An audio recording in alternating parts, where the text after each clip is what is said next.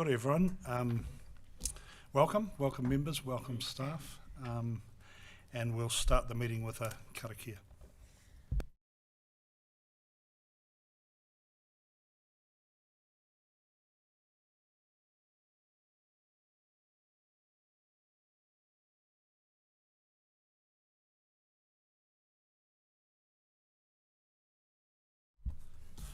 So again, a warm welcome, beautiful day as always in Taupō. So great to be here again and our second meeting. So just if you need to, I'm still learning which number relates to who. So if I miss you and you want to ask something, just wave your hand at me. That would be great. But welcome all. So no apologies. John's going to be a little bit late. So we'll just move, apology for John for lateness, if I can have a seconder. Thanks, Rachel. All those in favour? Okay, it's carried. Are there any conflicts of interest to do with today's agenda that anyone wants to register? If not, we'll move on to the minutes that you would have seen of the first meeting. And just ask before I ask for a mover, is there any amendments people would like to raise out of those minutes? If not, would someone like to raise them as a true and correct record? Moved, Councillor Foreman. Seconder. Councillor Cameron. All those in favour? Against, carried. Okay, there's no, I understand there's no public forum as such, so we'll move straight to the presentation from the Asset Manager for Wastewater in SCADA. So I invite Michael Caudle to speak to us and to run his presentation. So welcome.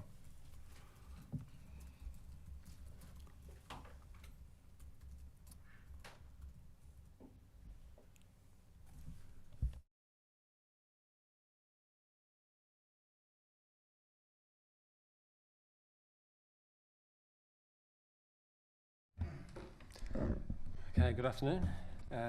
So I guess this is just taking the opportunity to give a quick presentation, going quickly over, I guess, the wastewater overview of the district, but then planning to focus more in on all of the legislative changes, the wastewater standards, and then the impacts that it's going to have on us for the future. So. And Brian, this is probably for you more than anyone else, given that you're new to the area. We've got 11 treatment plants scattered across the district, covering quite a large area, which is quite a number of treatment plants and networks compared to a lot of other councils. Within that, there's close to 20,000 connected properties, 400 plus kilometres of pipe, 6,000 manholes, lots of assets, $300 million plus worth of assets.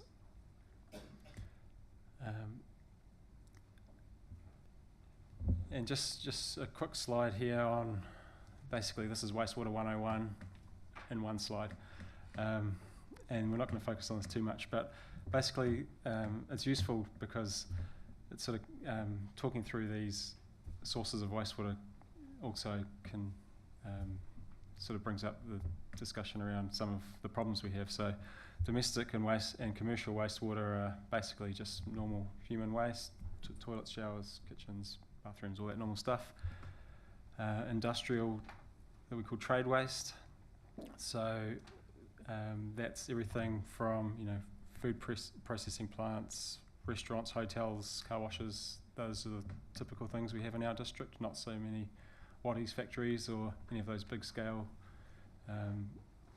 processing plants, and so that's what we call largely trade waste, and those are the types of discharges where we issue consents, trade waste consents. We have a trade waste bylaw, and CoLab Services, which is the joint Waikato services entity, manages those consents for us. They do all the inspections and monitoring and issue those consents. And then the other part of wastewater, which we don't want, is stormwater, inflow and infiltration, and that's obviously something we'll be thinking about this weekend potentially. It's the main source of overflows and pressure on treatment plants during storm events. So that's really all I wanted to touch on at the wastewater sort of very high level, and then we'll get into some sort of high level district stuff, because wastewater, I guess there's two main reasons we have wastewater networks. There's health and well-being, keeping communities' drinking water and recreation areas safe, and the other reason is environmental. And the big driver for the improvements to our treatment plants and our consents in the district is nitrogen. We've got a capped nitrogen environment in the lake, which is managed through Variation 5 Regional Council. And then we have a few plants that sit outside of the Lake Taupō catchment. And so on the screen here, I've just tried to sort of give a bit of a representation of the sources of nitrogen from our treatment facilities that enter the environment. So obviously Taupō is our biggest contributor, and so Taupō, Aomori and Whareau are proper land disposal systems, crop and carry type systems. And so what we're presenting here is the estimate of what has leached past the crop and carry operation, not what's loaded on. So this is the best estimate of the environmental contribution from our treatment plants. And obviously Taupō is the biggest because it's the biggest community. Through the chair, can I just ask a question? Stormwater getting into the wastewater system, what's the significant how? What's the significant how that happens? Yeah, so it's categorised in two ways: inflow and infiltration is the terms that are used. So inflows are the direct sources, so that's things like someone's roof and their downpipe pipes directly into the gully trap, or their driveway sump, instead of being connected into a stormwater system or a soak hole, they've DIY'd it into the sewer lateral. And so you get, when you get these are the direct connections, and largely they're almost exclusively private property problems. Oh, so is that the major source? It's not cracked pipes and stormwater getting through the ground. I had in my mind it was that. Yeah, so that's the other part. So that's the inflow, and then the infiltration that we talk about is the cracked pipes and that slow and low sort of seepage into your network over time. We generally don't have that significantly because we're sitting in very free draining pumice soils above groundwater level. We do have smaller pockets of that, like in Motuapa in the lower part where it's quite near the lake. If the lake level gets very high, we get a bit of infiltration happening.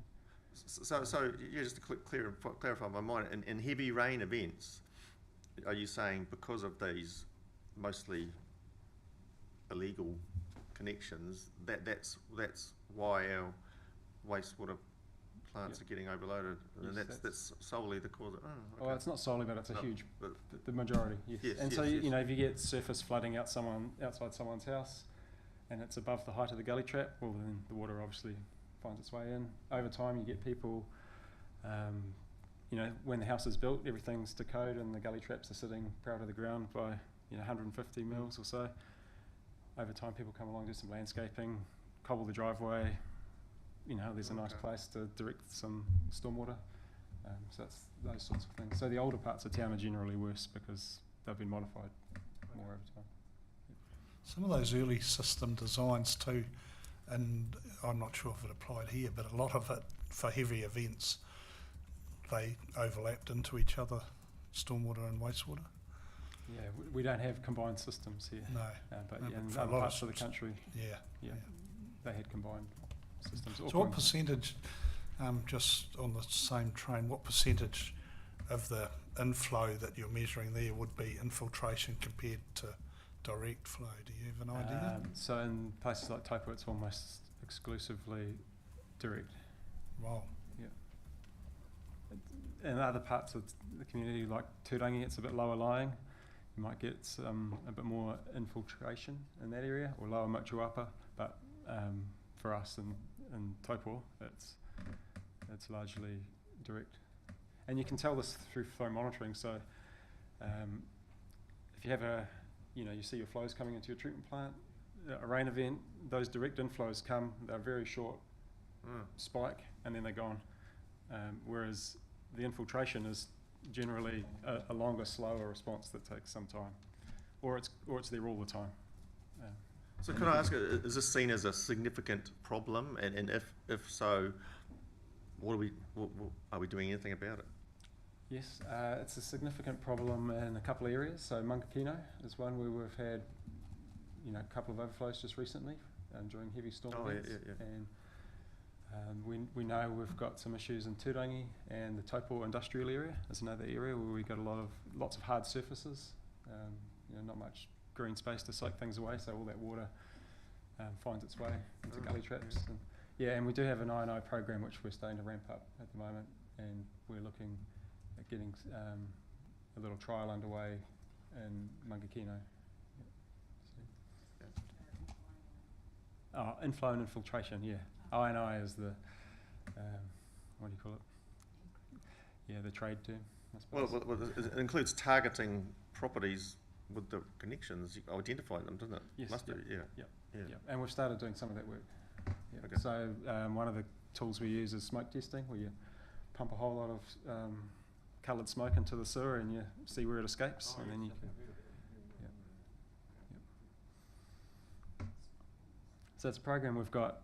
We've made a start on it, but we need to keep ramping it up. So that's, I guess, where we're at. But a very quick overview. The rest of the presentation is really focusing on the changes that are coming, wastewater standards legislation changes, how they impact us, and also the uncertainties that we're still working through. So, wastewater environmental performance standards, in the trade now known as the WEPs, have these 4 categories that they cover. So discharge to water, discharge to land, reuse of biosolids, and overflows and bypasses. We don't have any discharges to water that fall under the standards for WEPs. There's Turangi, but that's wetlands are one of the special exemptions under the standards, so they get assessed as they always have. Still within the new framework, but it's a bespoke one. It's not the standards don't strictly apply. So, but discharge to land, that's all of our other wastewater treatment plants. Biosolids, we do discharge and process our biosolids, but it's done via one of our contractors who holds the consent. And the standard is really just formalising the use of the national guidelines have always been in place, so there's not really an impact there for us. And the sludge from our wastewater treatment plants. We've got a vermicomposting operation up at one of our farms, and so it's 100% of our biosolids goes through that plant. And then the new requirement in the standards is management of overflows and bypasses. So this covers overflows from networks and treatment plants, and it's overflows that are uncontrolled, manhole lid popping, or it's overflows that are controlled overflows where you have a pipe because you've got a manhole or a structure that overflows regularly, and you've got a constructed managed discharge point, and then also overflows and bypasses from treatment plants. We don't have any managed overflow points within our networks, but we do with a couple of our treatment plants. So can I just ask, overflow, popping manholes, that's a form of overflow, isn't it? I mean, and that's good because it's a release. I'll just throw it in there. I mean, I used to work at Waitakere Council, and one of these rain events popped, and a little kiddie drowned in it. But is that on? I don't know. I think there was talk. There was public furore about it, and there was talk of managing that. But I don't know how you really manage that, because you can't just sort of put special covers on every single manhole and just. Is that a? You could bolt them all down. Well, that would be bad for the system, wouldn't it? Creates other problems, especially for access. And that's I guess a health and safety thing. And after big rains, if you've got spots that where manholes pop, you really need to get around and make sure that those things are back in place. But it just occurred to me, is there such a thing as like a wire grill cover which would let it pop and release, but not so much that a kiddie could fall into it? Is that a thing? I'm sure it's out there. If we've got 6,400 manholes, it depends how much money we want to go and spend on these things. So something to think about. Thanks, Mike. That's very interesting. Is there any do you have a scheduled maintenance program for these? For the networks? Yes. Yes, so we do. Yeah, we have Downer as our maintenance contractor, and so we've got a couple of tools we use. The main one for sort of it's an operational tool to see how blocked sewer might be, as we call it SLRAT. It's a sewer line rapid assessment tool. So it's a device where they can basically lift a manhole lid, put a little machine in, it generates sound, and you lift the manhole lid down the line, a little receiving unit, and then basically the machine will tell you how much of that sound at different frequencies is getting through and give you a score on how blocked that pipe might be. And so we use that tool pretty extensively. And how often would you expect that to be done? And I mean, it's a huge network, so I wouldn't imagine you'd be doing it all that often. But what would the schedule require? Yeah, so that's just I mean, we can't go around the whole network every year. That's not practical. So we have to try and identify the higher risk areas, areas we've known had problems in the past. So that's just an ongoing exercise, really, to try and optimise where we put that effort.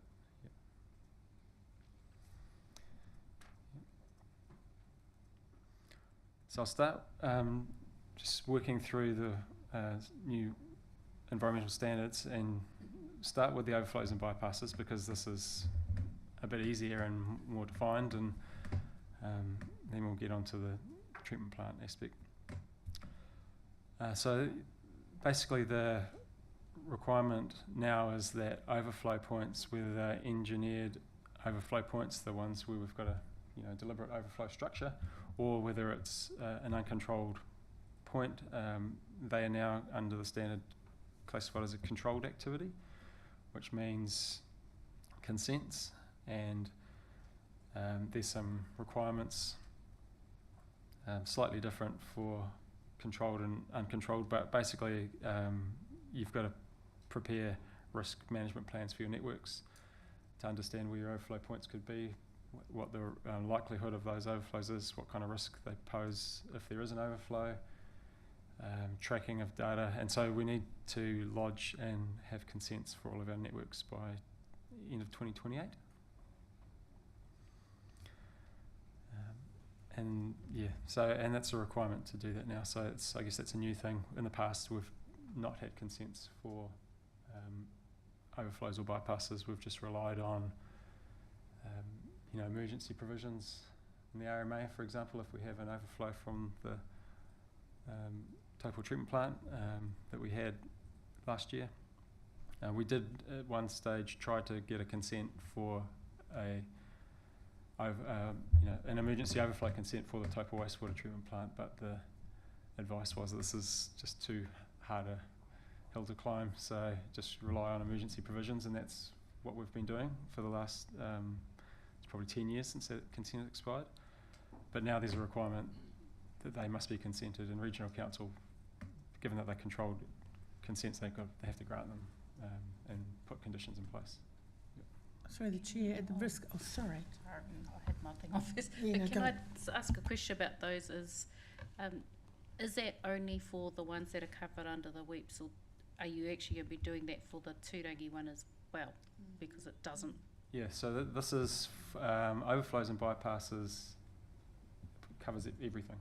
Yep. So Turangi's network, the pipe network, the manholes, they all will be consented, and so will the treatment plant. If you have an overflow from that treatment plant, there's got to be a risk assessment done. So everything is included in this? Yes. Okay, Yep. cool. That's right. Yes. It's a separate consent, yep.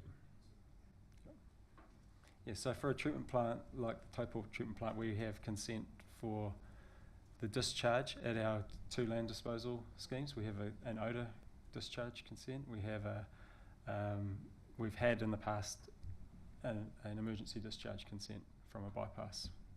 We don't have that now. So yeah, separate consents for different types of discharges.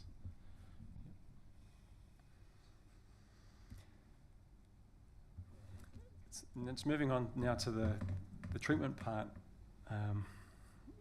and I've coloured some of these slides grey because that's kind of where we are with some of the legislation at the moment. They're not things aren't black and white as much as we'd like them to be. So where we're sitting at the moment is wastewater standards are in place. They came out December last year. We're in the Resource Management Act framework still. And specifically for us and the rest of the Waikato, there's the Waikato River Vision and Strategy. And when the standards first came out, there was a bit of some write-up in the media from several legal firms around how the standards apply across the country, except the Waikato and a couple of other, like the Wanganui Rivers, an exemption within the standards, and they wouldn't apply strictly in the Waikato. They would more form a minimum standard, and because the vision and strategy sits higher in the pecking order of legislation, that basically meant that our standards would become minimum standards, but regional council, working through consents, could put more strict conditions in place. However, the Natural Environment Bill, which is obviously still a bill, I've been talking to as many people as I can to try and understand this, that the way it's drafted at the moment, the best interpretation I can take from people I've talked to is that doesn't stand anymore. The exemptions from the standards are more specific, and so there are, within the standards themselves, there are exemptions for the Wanganui River, Whangaehu River, and shellfish gathering areas, other specific exemptions, but not the Waikato. And so the advice that I've been given is that if the Natural Environment Bill is adopted as it's drafted, then the standards become strict standards. And so I guess that hasn't happened yet, so we don't quite know where we sit there. And then there's still interpretation of legislation.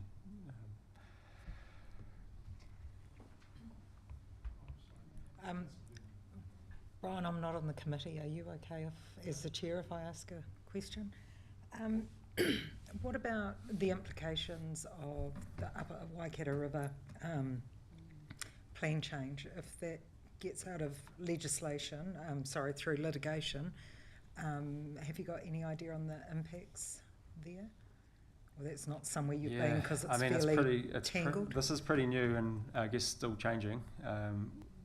The Environment Bill is, I understand, set to become an act middle of this year, and then that I guess will provide some more certainty, but the advice I've been given is that the standards become a strict standard once that happens. Thank you. Yep.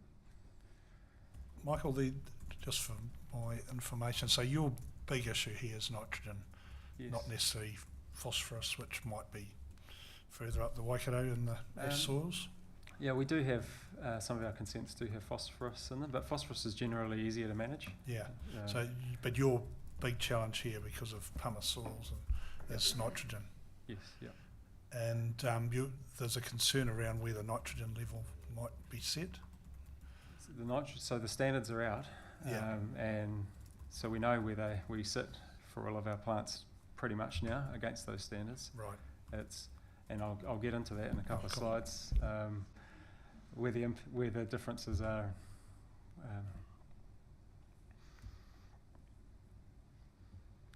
Another interesting thing to just note that we've got 2 consents that were previously expired, and we were operating under Section 124 of the RMA because we applied for new consents. They've been expired for some time. Those consents are now have been extended out to the 31st of December 27, so we don't have any expired consents anymore. And then one other pretty key bit of info is from the Local Government Water Services Act, which says that we must now choose, service providers must choose the most cost-effective option over the life of wastewater assets.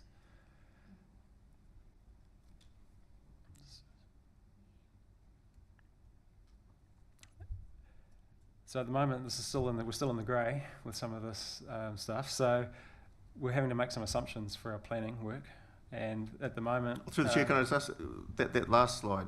Yep. Must choose the most cost-effective. So, who's measuring it? They just trust us to do it, or what? I don't know exactly, but I assume the Commerce Commission would be looking at these sorts of things. I don't know quite who would be the policeman on that. I would assume the Commerce Commission, Yeah. because they're going to be the economic regulator. Yep. And I guess it's just an important thing to keep in mind through decision-making processes. So I imagine for this committee, you would be presenting to this committee when you have options, different scenarios, Yes. to find out what you believe are cost effective. Could there be some discretion with that as well? Because, you know, you might think that future-proofing, for instance, is the most cost-effective because in the long term it'll cost less. Is that something that would be a consideration potentially? Yeah, I think the exact words are that the service provider considers to be the most cost-effective solution over the whole of the life of the asset. So there's some consideration, yeah, you can have. And I'm far from the expert in this space, and I'll take all the work that you've been doing, but I do know that in the Local Government Act, where they were looking at cost effectiveness for households and business, because that's proposed to be a line in there too, there's a lot of interpretation underway by lawyers in terms of what that means and how you'd apply it. So I imagine this would be the same. I expect similar, yep.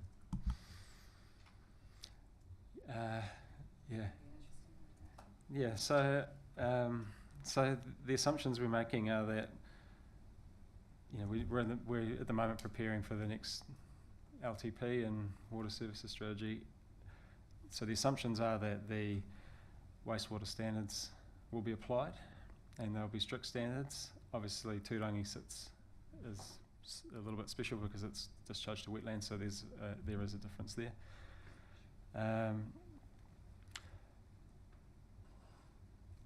Yeah, and there's a couple of risks, right? The bill is not an act, so wording could change, and then there's the interpretation of that. It's still, yes. So based on that, the impacts that we're seeing at the moment on our treatment plants, and these are 3 that are where consents expire within the next 10-year planning window. Acacia Bay, Motuapa and Whakamaru, they're all pretty minor consent for us. Nutrient loading rates and discharge levels for our smaller plants are generally getting more relaxed under the standards. Not so strict on nitrogen or phosphorus, but they do appear to be stricter on E. coli, so it would mean UV disinfection on those plants, and they're pretty minor upgrades. Turangi, we've spoken about how it sits outside. I've also just made a note there that Kinloch is one where we do have an expansion of the plant programmed and for delivery, this next year. We're just doing a little bit of work to make sure that aligns as best with the new standards, so that when that consent does expire, that it's beyond the 10-year period, but still just pausing it for a second just to make sure we're aligned, and I don't think there'll be any changes out of that, but it's worth noting. So can I ask, Michael, are those smaller plants discharged land, do you have to cut and carry? No. The 3 cut and carry operations we have are Taupō, Omori and Whareroa. Whareroa's and Omori are around the Western Bays. Whareroa's a very tiny scheme. It's probably 200 houses and 90% of them are empty most of the time. So it's very small. Omori's a bit bigger, but yeah, the rest of them are all generally rapid infiltration trenches, taking advantage of the very permeable pumice soil we have. Mangakino and Kinloch both have smaller areas of drip irrigation within the golf courses, public golf courses. Oh, sorry, can you just define cut and carry? It's basically baleage. So we make hay bales, the big round wrapped bales. So and that's the primary treatment, nutrient removal for those schemes. Is we're not doing nutrient removal at the plants. It's done through growing grass. Grass picks up the nutrients from the wastewater. We harvest it. Oh, irrigate the grass, then harvest it, and then right. Okay, you know. I know what you're talking about. Yeah. How many years ago was that? Oh, that. Oh, okay. Yeah. So we've got two schemes. In Taupō we've got two schemes. One at the end of Rakanui Road, which is the original one put in the. We'll get into this in a second, but in the middle to late 90s, and then we've got View Road, which is up past the racetrack on both sides of the road. And the two schemes that appear to be most impacted by the standards are Taupō, and looks a significant impact, and we'll get into the detail of that one, and then Mangakino, where it's not so much an impact at the moment, but it's just uncertainty because the consent has been now extended till December 27. We've been going through a consent process and have a consent that's basically ready to adopt, but there's also now standards and the new bill, so that's on hold, and I guess that's the reason why the government has passed this legislation to extend consent timeframes, is so that you can sit back and wait for this uncertainty to be resolved and then know where you stand and can move on that. So, but it's really the Taupō scheme that we want to spend time talking about today. It's just a really quick overview, and I'll just point out that. Can I just quickly jump in there with all of those consents that have been extended? Effectively, nobody's doing any work on any of their treatment plants right now. So when that comes off and we get a bit of clarity, is there going to be a big scramble to get people to do this work? Yeah, quite possibly, but we are doing a little bit of work we haven't stopped completely. We're doing so under the standards. One of the key things you need to do to inform the consent, and then ultimately what your treatment process will be, is a land class assessment. So that's where you look at there's two parts: the type of soil and what the ground that's directly receiving the wastewater can tolerate, and then the receiving environment. So those two factors are considered, and then there's basically a matrix within the standards that say this is how much nitrogen you can put on the ground and how much phosphorus you can put on the ground. So we've had that, that's underway. We're having that done for Mangakino at the moment because we know we'll need it. And then once we get that, we'll be able to do a concept, preliminary design and cost estimate for what the treatment plant will look like. So we'll have a couple of options. So I guess we're not stopping completely, we're just doing the minimum amount of work we need to do to keep us informed. So back to Taupō. So Taupō scheme, these the two land disposal sites we talked about. Rakanui Road being the original one, built in the 90s, and View Road, the darker purple area on the north, built in 2008, and the triangular piece below it is the expansion we did just a year ago. Just also point out that the pipe from the treatment plant doesn't cross the river and go on the other side multiple times and come back. It all stays on this side. It's just illustrative. But that's the scheme, bird's eye view.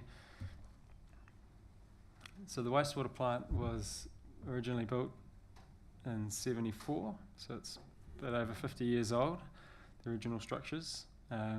As I mentioned before, the treatment process is really just a solid separation process. It's not a nutrient removal process. So we've got settling tanks that settle out sludge. Those go into digesters, and then ultimately that sludge ends up at the worm farm. We've got some trickling filters, which are these sort of circular Europhoto looking things. They basically pile of rocks that we spray wastewater on, and so some of the organic load that's in the wastewater gets turned into biosolids as well, which ultimately ends up back at the worm farm. But the vast majority of the nitrogen and phosphorus isn't managed through the plant; it's managed at the land through those processes. The last major bit of work at our plant here was extra trickling filter and extra digester put in 2012.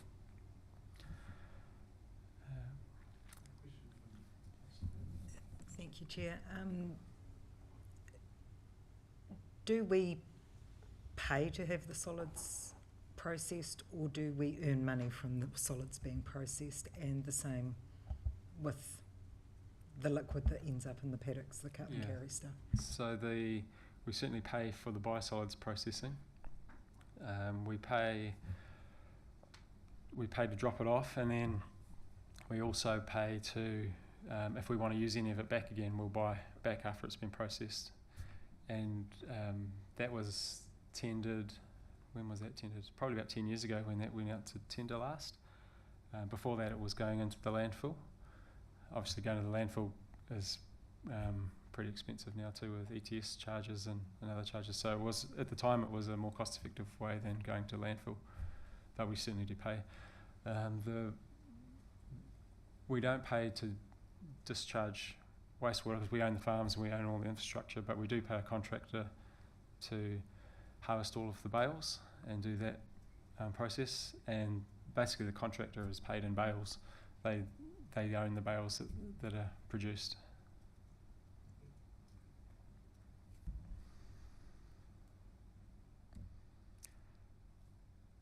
This is a funky looking slide, and I'll try my best to describe how it works. So what the purple block is trying to show us is what is our capacity to dispose of nitrogen. And it's a time series, so starting on the left at 1995 and going forward into the future. So when Rakanui Road was first consented, we have a capacity. I've clipped the numbers off the side, but we had a certain capacity to dispose of nitrogen, and our discharges were within that capacity. As the town has grown, council has expanded and purchased the View Road site. This represents both blocks at View Road, so this is our additional capacity coming online 2008.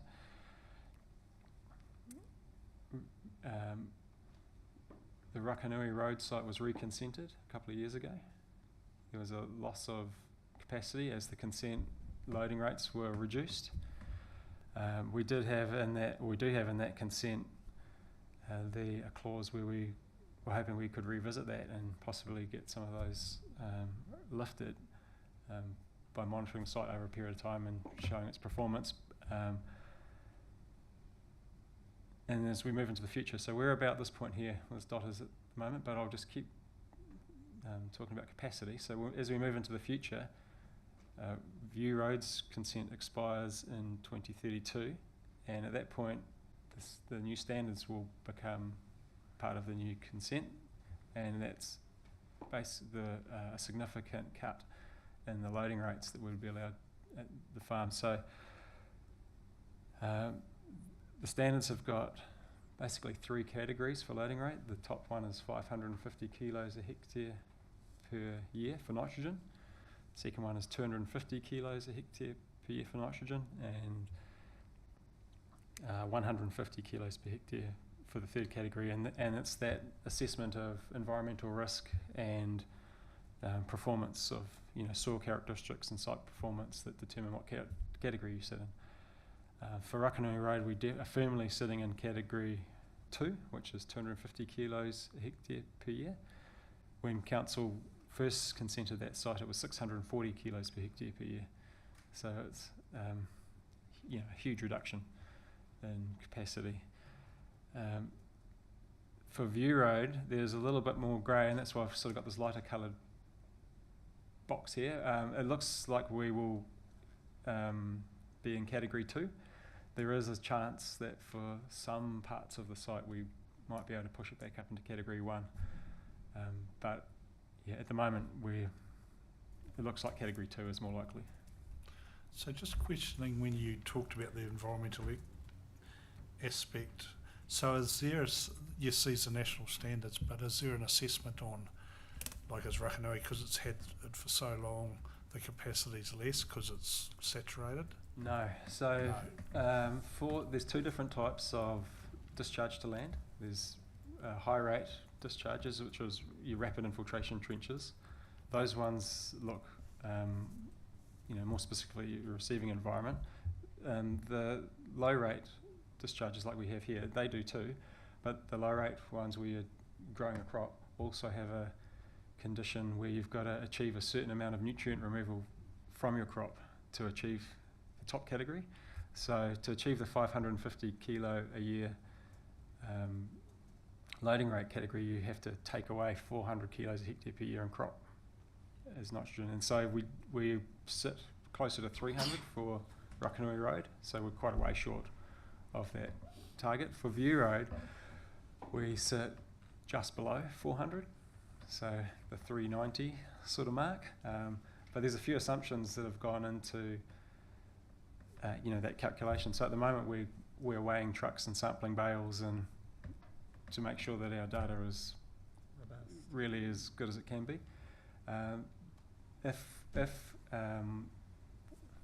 it's big if we can prove that we do take away 400 kilos per hectare and get shifted up into Category 1, it would only apply to part of the site, because there's other environmental factors like height to groundwater, which obviously you can't change, and so some of those automatically push us into Category 2 for parts of the site. I'm just interested. I mean, okay, these new standards, and all of a sudden drops from 600 to 250. I mean, what's the first principles basis of this? I mean, are we saying all these years we've been doing it wrong? We've been just polluting the environment, and now we know better. Is that literally what it is? And that's the first part of the question. The second is, well, Taupō's soils are fairly exceptional. So is that grounds for exceptional deviations from the standard? No. The standards we're interpreting as the standards are the standards, but I guess when you're doing your assessment of your ground category, factors like what a pumice soil environment will have a different level of assessment than a clay, slow draining soil or a gravelly. So that's part of the assessment that's done to where you land on that loading rate matrix. But more broadly, I guess land disposal is a treatment process, and it's let's put it this way. So if the consent for Category 1 allows you to load 550 kilos on, and to achieve that you've got to be taking away 400, that means you're losing 150 out the bottom. So that's a third, or a bit more, Yeah, but I suppose the environment can handle some nitrogen being stuck into it. That's right. To give you some context, as a Fonterra dairy farmer, we're restricted to 190 kilograms of N per hectare per year. And it's all revolving around because we just know the nitrogen's going to get back into the lake. Is that what this is all about? It's out of the lake because we'll get there. Into the No. river, yes. the lake flows that way and the river flows that way. Yeah, the Taupō scheme. Waterways anyway. Yeah, the waterways. The Taupō scheme is one of our treatment plants that is not in the lake. It goes in, it's in the Waikato catchment. But yeah, effectively that's it. It's the amount of nitrogen lost from the system into the environment that's trying to be managed. And so I guess to put it in perspective, like a land treatment process versus a treatment plant, biological nutrient removal plant. If you look at how much wastewater we discharge on the Taupō scheme and the amount of nitrogen we take and what leaches out the bottom, you can do an equivalent sort of calculation.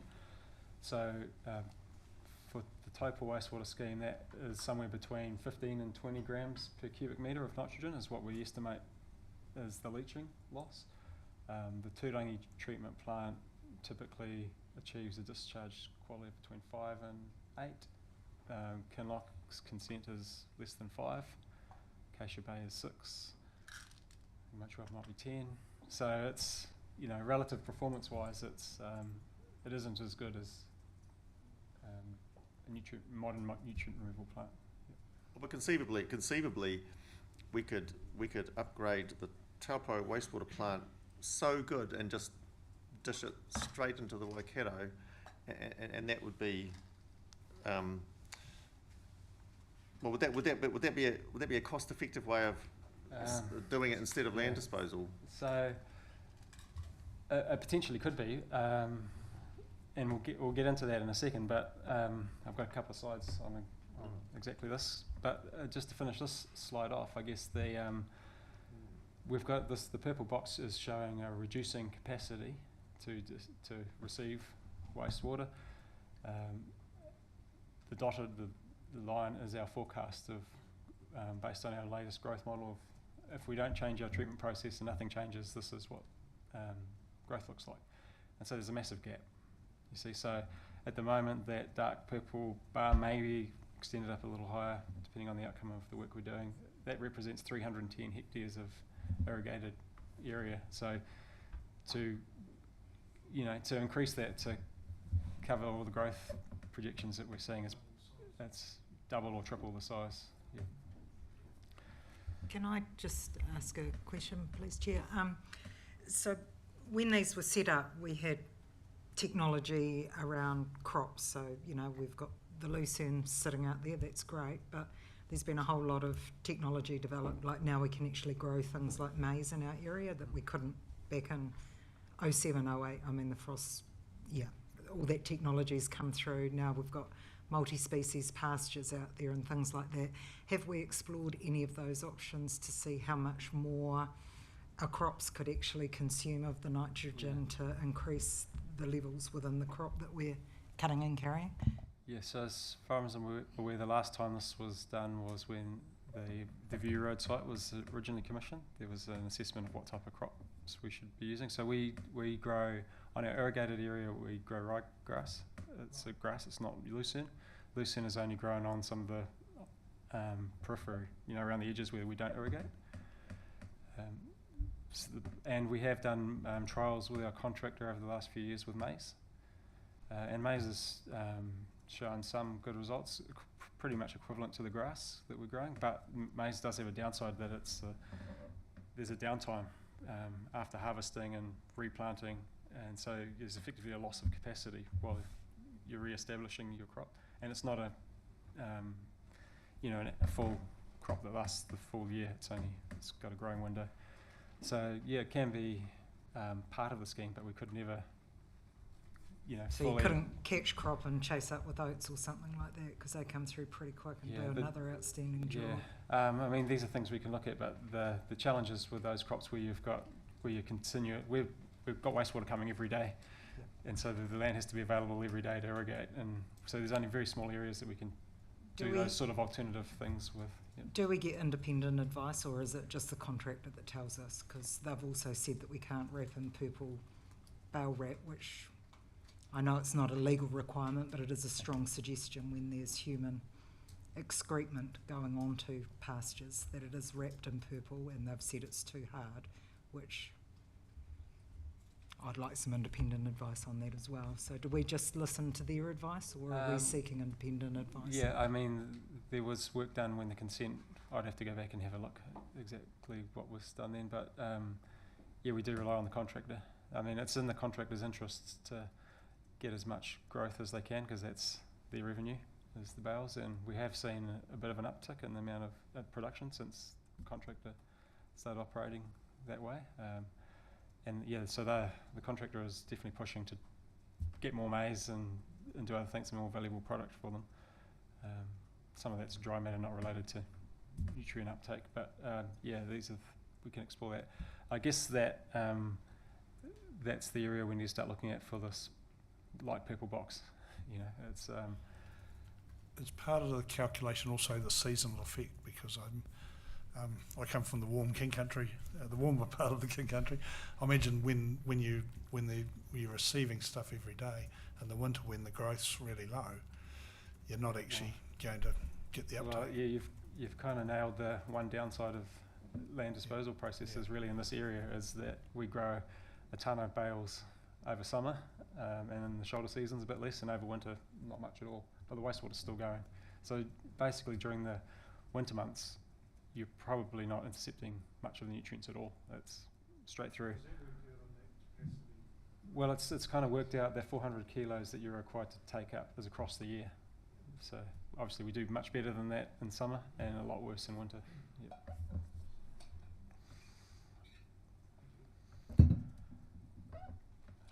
Just on that, just out of interest. So, I mean, stuff is hard to grow in Taupō, generally speaking. Is that taken into consideration in the calculations, or are they taking it? I mean, they could be completely underestimating how much nitrogen is really going into the soil if it's not growing 400 kilos bales. Yeah, so the way we determine that is we count every bale that comes off the farm, and we do dry matter and nitrogen testing on a sample. Oh, every bale, not just samples. We don't sample every bale, we count every bale. All right. And so we know exactly the number of bales that are produced, and yeah, we don't sample every bale, but we do a selection of dry matter and nitrogen testing. So it is fairly real world accurate. Yeah, it's pretty good. Okay. Yep. And what some of the work we're doing at the moment is try and narrow that uncertainty down by getting trucks of bales weighed and dry matter tested and nitrogen tested, so that we can try and figure out a bit more precisely how much nitrogen is in a bale, because that's pretty key for assessment against the standards. So just some other issues at the Taupō plant. We've been doing some seismic assessments down there recently, and some of the structures don't meet seismic standards and will need some work. Obviously the plant's 50 years old, some of it's newer, so some of the older parts of the plant are going to need some significant renewal work over time. Yesterday we met with some residents from across the north side of the river who are complaining about odour from the plant. It's not the first time they've brought that to us, and we've do work to try and optimise the plant to keep odour at a minimum, but it's an old plant, old technology with open tanks, so it's pretty sensitive to little operational hiccups, and odour potential is always there. Sorry, with that odour one, Yep. are we anywhere near the risk of, is it Christchurch, with their odour issues? It's I like hope not. nothing like that, is it? If you ask the people that came in yesterday, they'd probably say it's bad. They've expressed that they've off and on odour issues. We don't get a lot of complaints from the broad community in the area. It's more specific, maybe more sensitive people, or people that less tolerant of some smell. But yeah, it's obviously we're getting complaints from time to time. Can I just ask, is odour a measurable, quantifiable thing? Yes, no, yes and no. Obviously everyone's different, but you can do so. It's Just not like parts per million. yeah, in that's the right. So there is some monitoring Oh, type of systems we can look at. Yeah, so we don't have any specific, as far as I'm aware, monitoring, environmental monitoring in our consent, but we do have consent conditions. So one of the consent conditions we've got is around our trickling filters, because they're potentially a source of odour, and if they get loaded too heavily, they can go a bit anaerobic and you can get odour generation. So there's consent conditions around limiting how much loading we can put on those types of things. And more broadly, you shouldn't be creating offensive odour beyond your boundary. So I'm just wondering, can you measure smell? I don't know. Can you measure smell? Is it can you get a particle, a block of air, and measure it? This is yeah. Is it? I was literally looking at things this morning that we can do, and seeing who can come and help us with this. So yeah, it's possible.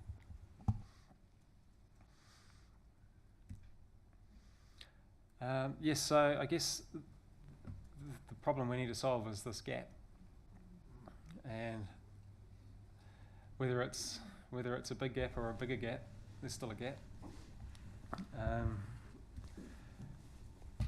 Has there been any exploration around, I mean, not far from there is the Aratiatia Pamu farm, which, I mean, within their systems, they could effectively feed animals off what's grown and not have it as a food hazard because of how they could integrate it into their system. Has there been any exploration around a partnership with them to look at filling that gap with their land being right there?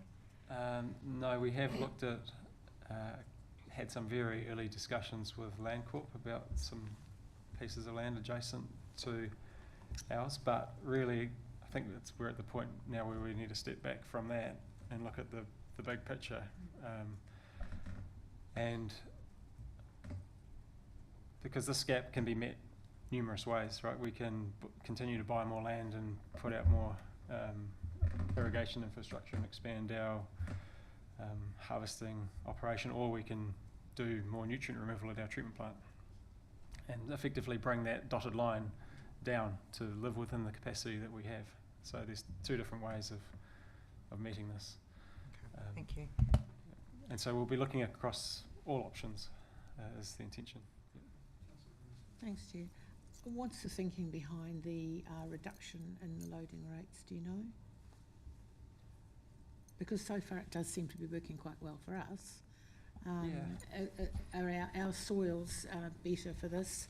Or is this going to be standardised across the country so everybody has to conform, so they're not taking into account the fact that we've probably got highly permeable soils here, or they grow differently, or different crops grow in different areas, but have you got any insight into that? Yes, so they are national standards, but the standards do within them have assessments that you do, site-specific assessments. So you're going to get a different type of loading rate that you can achieve in Taupō's pumice soil versus some clay, or if there's a nice hard pan where you can't get rid of it. So those differences are already built into the standards.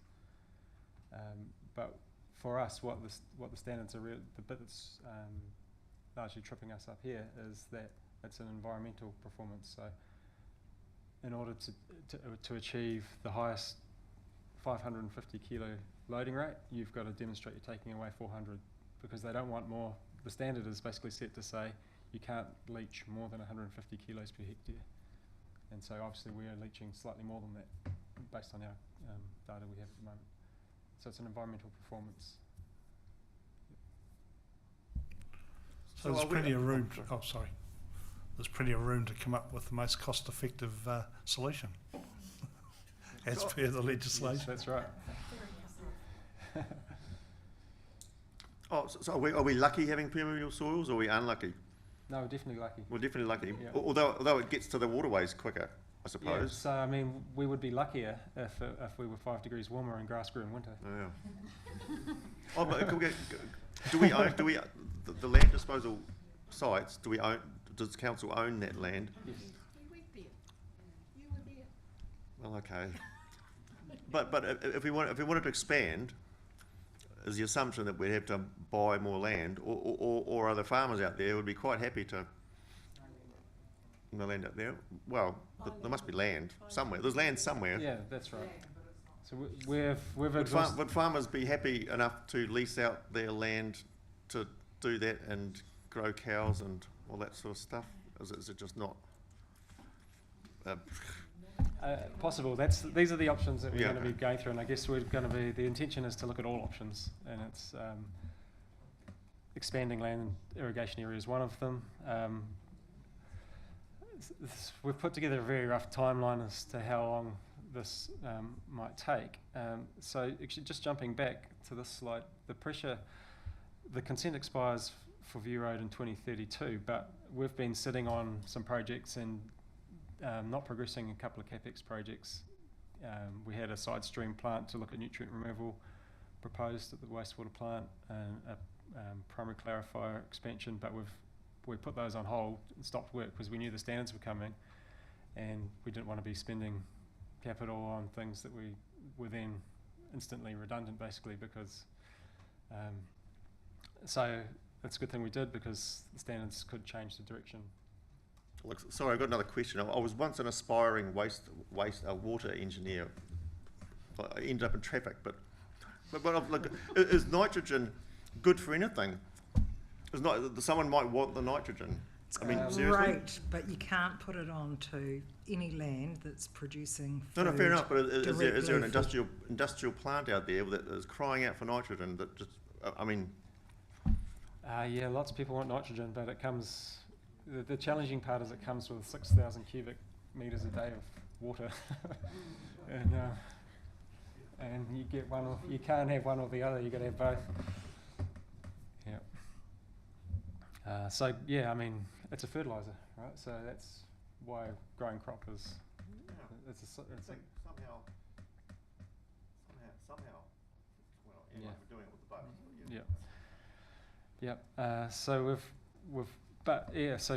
so we've got the VU rate consent expiring, which is the major catalyst, but we also have growth, and we're pushing the limits of our capacity today.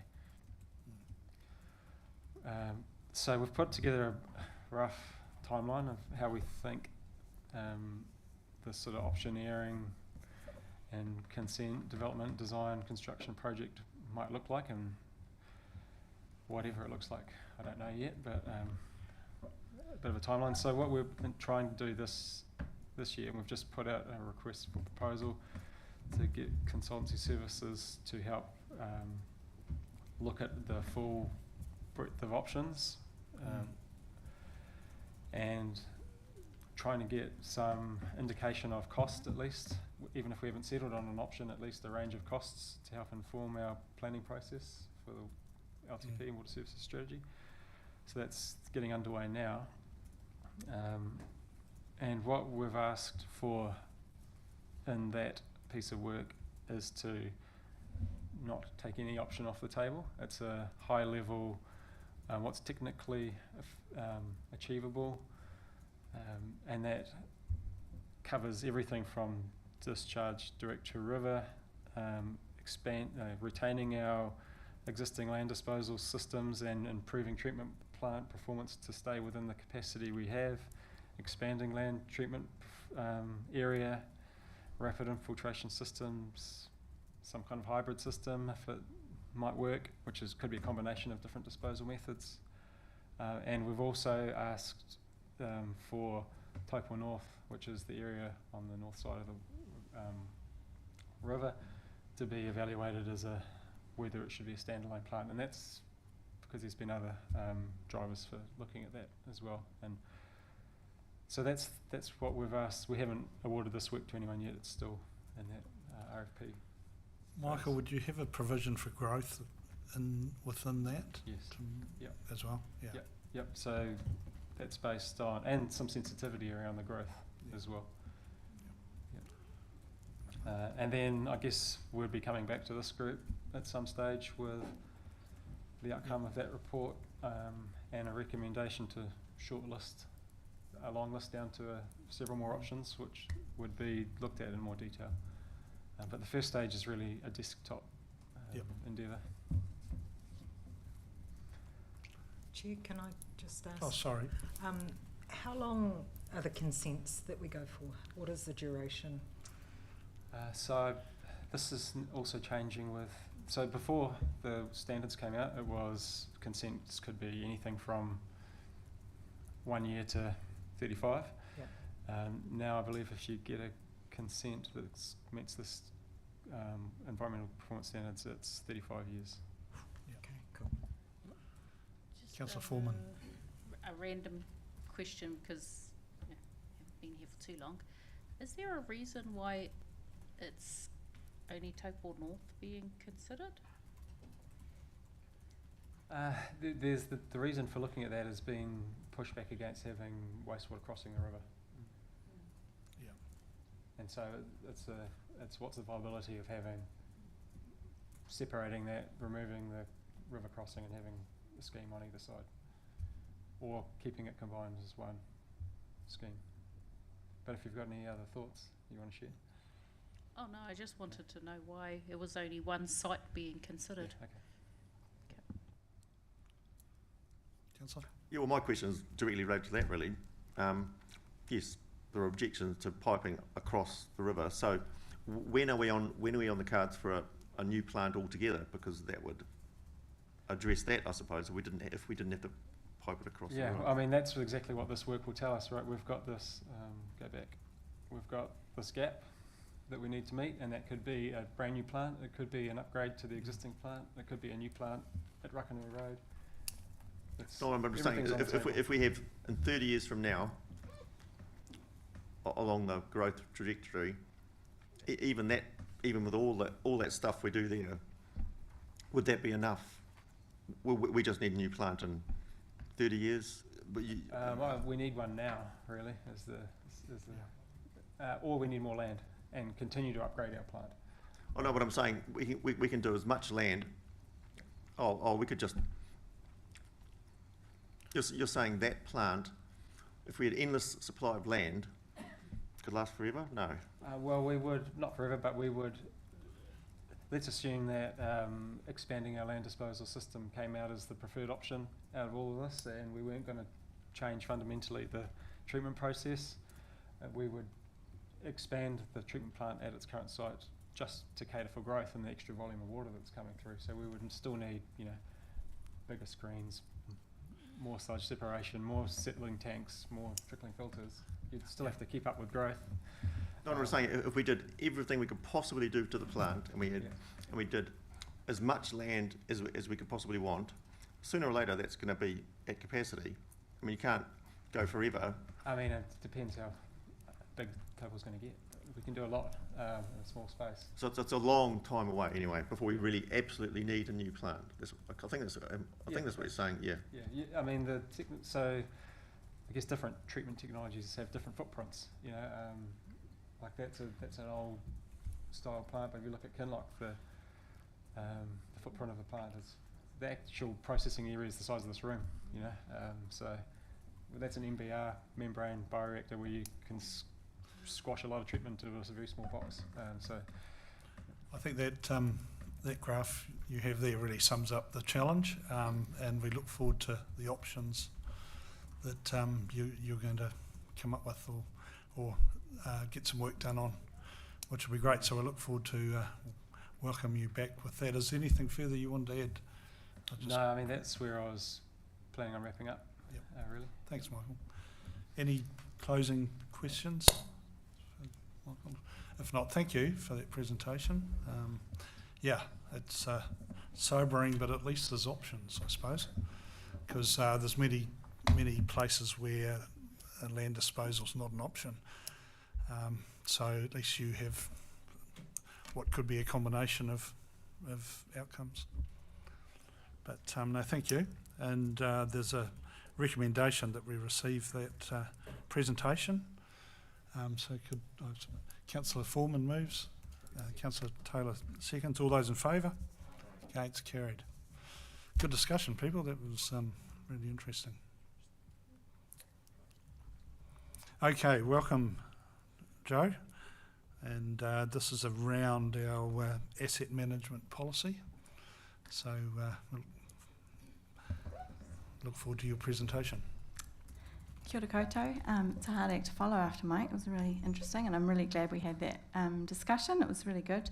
I'm just basically taking the policy as read, but just to give the background is that we, as you know, the water services, we're working through the implementation parts of our water services delivery plan, and one of those key findings was kind of reviewing our asset management maturity, just as the Commerce Commission's kind of expecting us to keep continuously improving in that space. Having an asset management policy was sort of one of the things that we identified as, low-hanging fruit, like let's just get that done.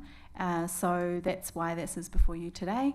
We're happy to take any feedback. If there is, either we can absorb and make any slight amendments today if there wants to be discussion. Otherwise, Sarah and I were just discussing if there's some other things that you'd like to see in here, we can always bring it back to you at the next meeting if it's not quite ready to go up to council. So either way. Okay, any thoughts around the table? You've all would have had a chance to have a good look at it. Councillor Kim. Yeah, I just have one thought. The sceptic in me about the water standards, water treatment standards. I'm interested in, and I see in your, well, I couldn't see it in the policy anyway. Simple metrics like cost. What is this costing per household, per unit of water treated? Just to get an idea of affordability, what are we getting for? What are we getting out of all this money? Because a lot of money is being poured into, I think it was 40 million on one of the schemes there. That's a lot of money. How is the community benefiting from that money? What's the direct, the money equivalent benefit of that? Affordability. So I'm guessing in the objectives, that's really where you're wanting to address that, isn't it? Yes. And it talks in that first bullet point around deliver associated activities in a cost-effective, sustainable, well-planned and coordinated manner. So did you want us to try and strengthen that? Well, somehow, I'd be interested in excuse me, how is cost effectiveness really measured? If it's not in terms of cost per household per litre of water, how are the benefits of these schemes being measured? I'm just wondering how you put that in a policy, councillor, in terms of, because that could be in the plan to say, right, this is where you're going to have your metrics. Your policy is actually what we want. The objectives of this policy are. So there might be a slight change of wording somehow, but you wouldn't have the metrics in a policy. You'd have that in the plan. It'd be my thoughts, but happy to get feedback from Joe and Sarah on that. Where could it be? Yeah, I was just going to agree, kind of if you just go up above the objectives, just thinking about where the policy sits in terms of the overall planning framework. The policy is kind of at the high level, so that principle of cost effectiveness is kind of established as one of the things we're striving for, and then we would expect that deeper in the strategic asset management plans, and then the specific water's asset management plans that we would get into the detail of how we're measuring such things, but happy to take some strengthening of that wording.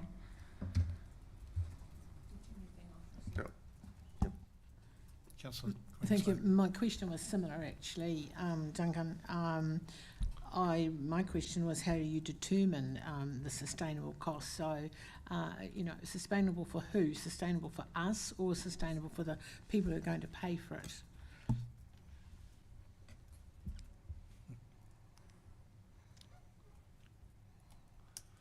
Yeah, that's a very challenging proposition, because I suppose it's sustainable for the system to work effectively and meet the standard, isn't it? Because that's their primary objective.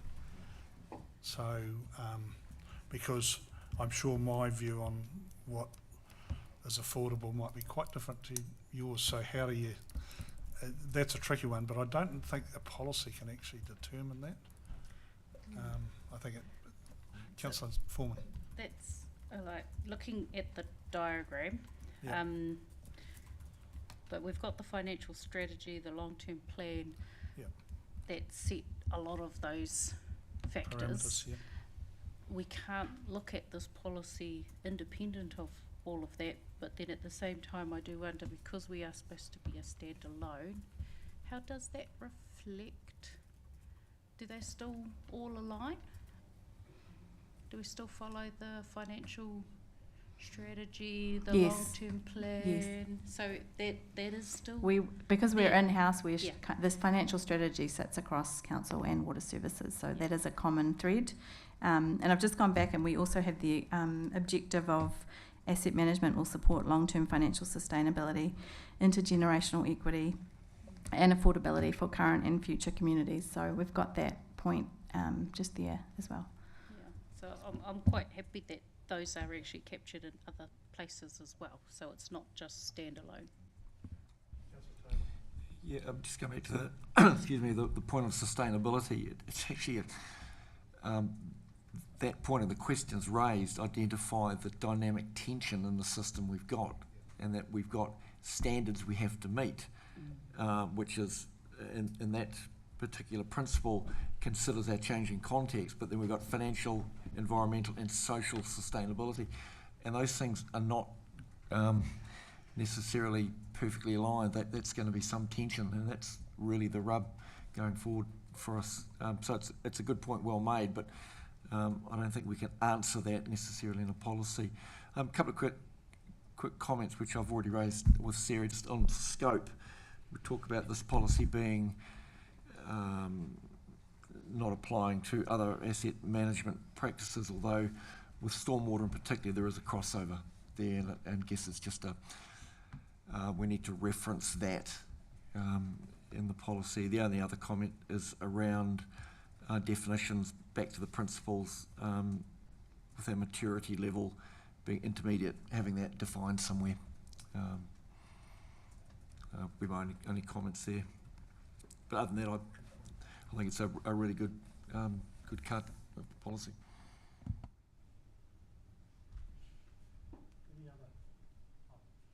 It's just supplementary to the discussion before about affordability, because we still have quite high standards to meet, and meeting the economic regulators' requirements too, which has to demonstrate all of that. You know, weighing up the pros and cons of spending money and affordability and sustainability all has to be quite heavily reported on. So that sort of goes back to your question, Duncan, about who benefits. Well, we'll do our very best, won't we? But we've got economic regulators that are going to come in and say, you need to spend more, you need to spend less. So. Yeah, well, I'm just kind of hearing a circular argument, I suppose, is that sustainability it means meeting the water standards. We've just got to do we just got to spend what it takes to do that, without any real link to what are the real benefits to the community of spending all this money. That's I see that as missing in the argument. We in the objectives, I'm just coming back to the policy that we're trying to sign off on, and I get what you're saying, Duncan, but where do you want to strengthen or otherwise? Because a policy is a framework to me, and actually some of that nitty gritty comes in some of the other parts in that diagram, not necessarily here. So your financial strategy, your asset management plan, and how that maps out into your investments. That's all where a lot of that would sit, because this talks about cost effectiveness is one of the key objectives. Yes, I just don't see that. I see the gap, if you like, is that it's not quantifying any benefits of what we're doing, So what we're spending all this money on. Sorry, was there a statement in there somewhere? Well, if I may, I think? just think this is about asset management practices, and so in that respect, I wouldn't have expected that a policy had those types of formulas in there. I do agree with the chair, and if you're looking for a change, I was equally going to point you to the objectives section. So perhaps, Councillor, it would be helpful if you could give us some guidance in terms of what objective you wanted changed. Page 4. Oh, sorry, what page is that objective? Page 19 of the agenda. 19, right. While you're thinking, can I ask if there's any way in the objectives that we can also at least signal that there are also the other partnerships around the waters that we should be mindful of with this. So whether they're future or current, whether or not that can sit in there somehow. We did have some discussion about that, and we acknowledge that it's a really important aspect, and we felt that it sat more appropriately in the principles, which is why we've just got that piece about the mana whenua and working with them. But if there's a suggestion on a particular objective that we should strive for, happy to take any suggestions.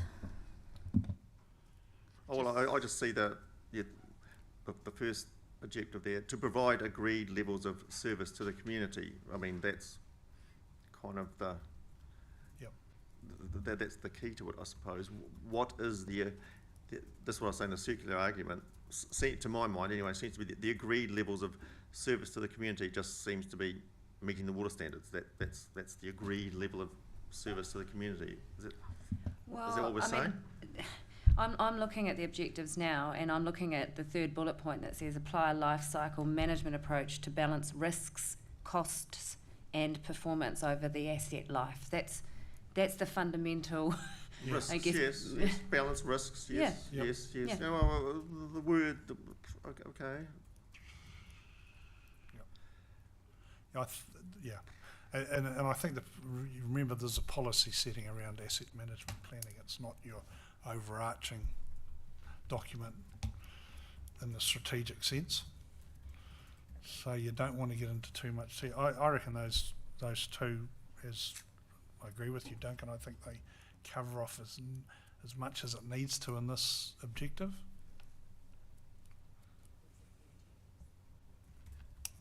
Any other thoughts?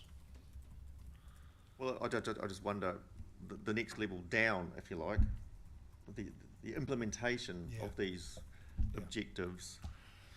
And the asset management plan. That's what this is driving. Does that Yeah. get reported to us? Yeah, so this is basically, we're kind of following a path frame, and historically Taupō District Council has just had asset management plans. One of the kind of maturity improvements we're looking to get to is setting that strategic asset management level. So that's something that we're developing at the moment. But this setting the principles and the objectives is kind of the first step, and then we'll be coming to you over the next few months with looking at what that strategic asset management plan looks like, and then also the more detailed asset management plans for each of the activity areas. Those will get into the types of things you're talking about, I think, Duncan, as far as specific measurables and direction and strategic issues and all those kinds of things. Councillor Taylor. I was going to add to that. It's actually a good question, and it's meaningful, but it's misplaced in the context of this discussion. If you have a look at the diagram on page 19 of the agenda, where it sets out the hierarchy of these different instruments, and this asset management plan sits below what we're talking about today with the policy. So it's all there, but it's not a discussion so it's not an issue for this discussion, but it's not no less important. It's just not for today. Okay, is there any further discussion? I'm keen that the recommendation is there, that we adopt this policy so that it allows the team to work on the next stage. So is there any further questions or any amendments anyone would like to propose? Oh, look, I'll throw one question in there, which you'll probably say is misplaced, but I'll look, if there are emerging international discussions or evidence on aspects of drinking water treatment, is there, or what is the pathway for this committee to be informed to consider that? I wondered,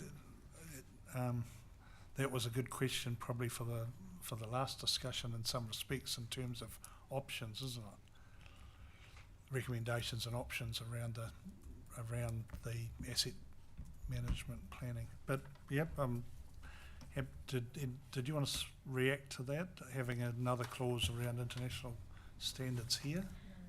My only thoughts, as you're kind of asking, and I think it's all really relevant, but kind of setting this policy is giving direction to our really capable staff, and that they're obviously, as you can tell, really going above and beyond to find out what's happening in the current state of play. Mike's talking to everyone he possibly can about what options are out there, consulting experts, but also just a reminder that I believe it's in the terms of reference for this committee. It's just that there is also an expectation of the committee to kind of be remaining informed and aware of what's going on in the kind of this moving space. So yeah, so I think it's kind of a partnership between both of us.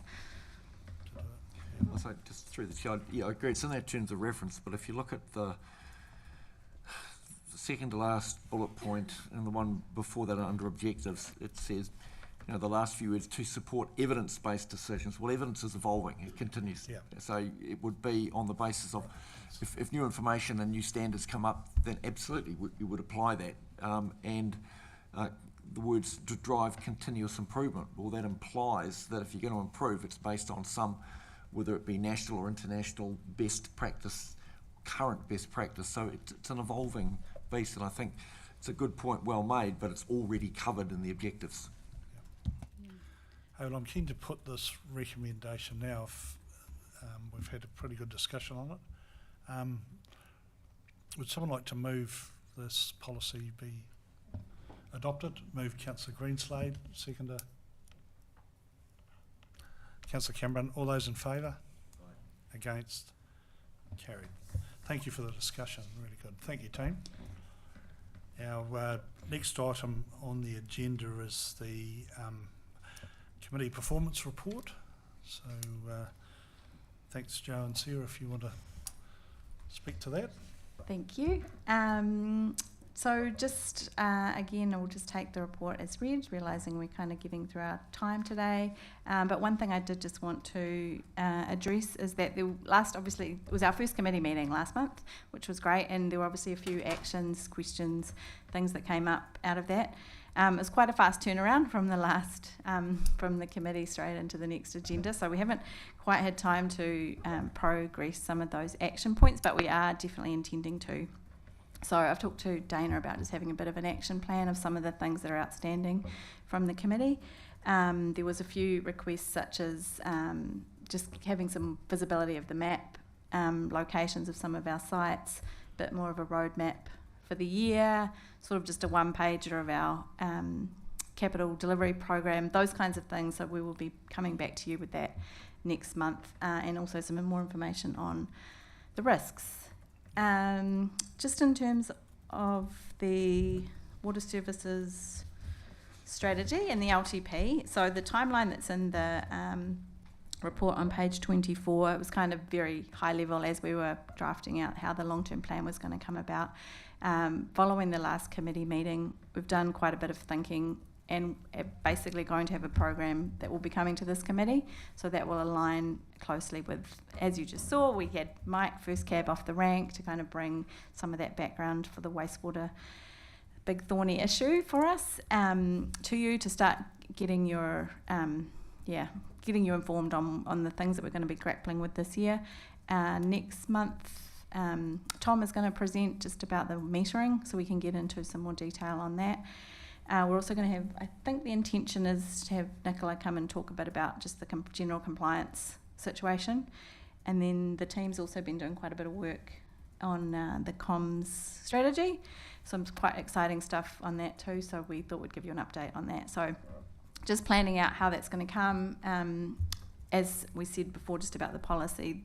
The policy was kind of the first step, but we'll be coming back to you with the strategic AMP and then the AMP development and the big project kind of high-level thinking over the next few months. So next month you'll have a bit more of a roadmap of what to expect. Thank you, and thanks for that report. I find it really useful as a newbie to follow, especially the risks matrix. It's probably the first page I always go to in these reports, but really well laid out. And so thank you for the work. In fact, I think the more informed we can be as a committee, the better decisions we can make. So are there any other questions of this report?